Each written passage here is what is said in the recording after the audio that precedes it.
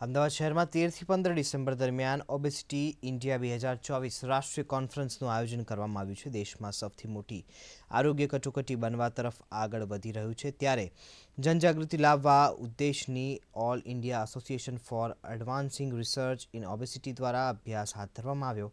આ ઇવેન્ટમાં નિષ્ણાતો, સંશોધકો અને પ્રેક્ટિશનર્સ દ્વારા ભારત અને વિશ્વ માટે સૌથી મહત્વના ઓબેસિટી અંગે ચર્ચા કરવામાં આવી.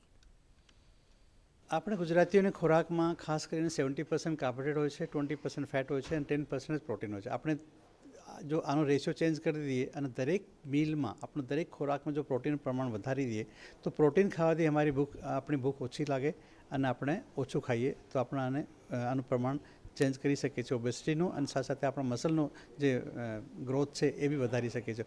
જો આપણા મસલ્સ વધશે તો ફેટ પર્સન્ટ ઓછા થશે અને ફેટ પર્સન્ટ ઓછા થશે તો આપણી diabetes, blood pressure, heart disease ઓછી થશે.